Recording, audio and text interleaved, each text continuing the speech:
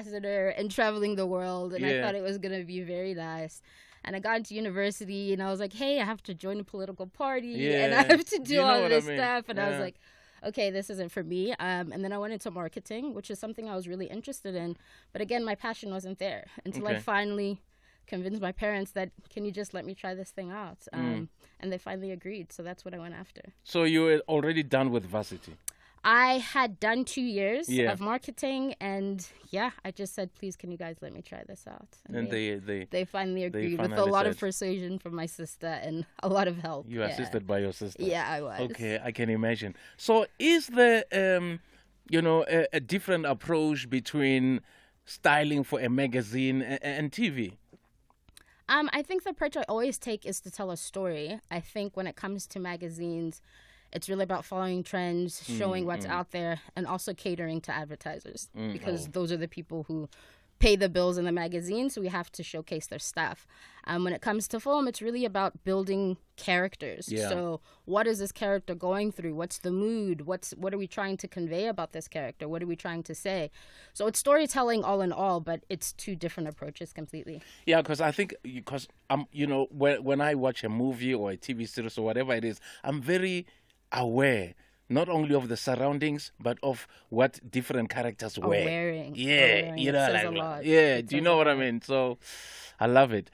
And what are some of the the shoots or projects that you feel really stretched your creativity? With one assistant, of course. With an assistant. Let me think. Over the years, I think I've been able to work with some legends. I was able to work with Mamira Makeba before she passed away. And I was able to go into her home and look through her wardrobe. And she told me the stories of which dress and what she was wearing when she met who. And it was incredible. Because those clothes from like the 70s and the 60s. Her archive was incredible, but I think more so was the story. So she had a story, she had a memory to every item that she pulled out of the wardrobe. So that's a memory that sticks with me deeply. I worked with the group Stimela when they were coming back. I grew up on that music. My father loved Ray Peary. So I think it was very nostalgic to go back and call my dad and be like, you don't know who I'm in the room with. People. Yeah. And then one of the latest ones, I think, was with Ricky Rick before he passed away. And he let me really play and stretch and take him to a new sphere when it comes to fashion and put him in a head duck and put him in skirts. And he just played and he wasn't afraid to break boundaries. So I think those are the shoots that, I had a lot of fun on. Yeah, unashamedly, I'd say, yeah, cool. I don't know if you're allowed to say man is Momondi, but Ricky is Momondi. Small. Loved him so much.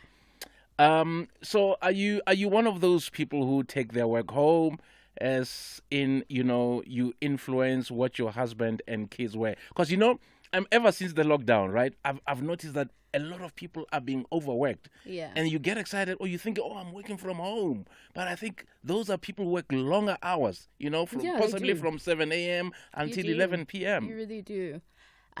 In terms of fashion, I definitely do take it home. My husband was a little bit harder to persuade, but I think with him it was more about silhouettes and moving away. He's a small-framed guy, but he always used to wear like oversized suits. Yeah. So I was able to work with him there. In terms of my kids, I think I've always played with them. My daughter, Amonge, she used to hate me because she'd go to school and be like, everybody's wearing this. And I'd be like, yeah, but let's not follow trends. Exactly. Like, do you? She didn't understand it then, but she came to appreciate it. I have a daughter going to a Valentine's ball tonight. We made it a production. We made a mood board. We went out shopping with her. So it's something that's fun. I love to do it. They love me doing it. So yeah, it's definitely something I take home with me. That is dope. So you'll be working with Mpumi Dana for her upcoming show. Did she give you a brief, or do you have creative freedom? By the way, that show is called Ibizwan. Yes, it's a bit of both. I have known Simpira for a number of years. Okay. We grew up together in Mzaca, so I had just moved back from the States. And I met her in Mzaca, and she lived with my family for some time. Okay. So when she called me, she said, this show is really about remembrance of her mother, because her mother had passed away. And her mother had always wanted her to do a gospel album. So when she came up with a theme, she said, can I really think around nostalgia?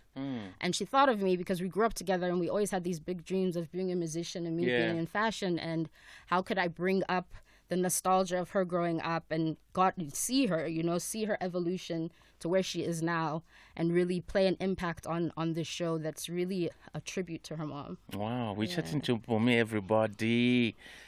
Creative director. Yeah, she's just hooked up a gig with Simpure Dana. It's called Moya. Because I know, I see the billboard every day.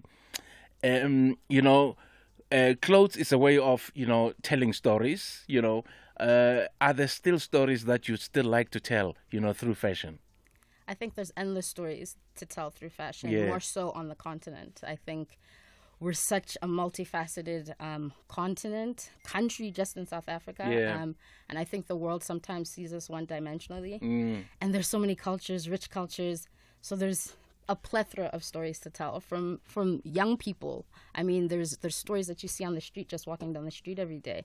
So yeah, there's numerous stories I still want to tell. You know how I hate it when Americans, when they come either to Ghana or to Nigeria or to South Africa and just say, "Buy bag of blank, I'm going to Africa." It annoys me. Like, same. Do you know what I mean? Like, hello, Africa. I'm like, no, you're going to Ghana. You're going to Nigeria. You're going to South Africa or Angola.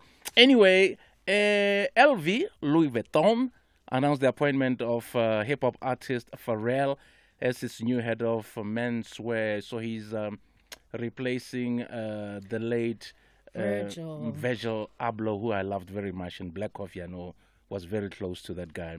Is he the right fit for the job, in your opinion? Ooh, I think Pharrell has very big shoes to fill. Yeah.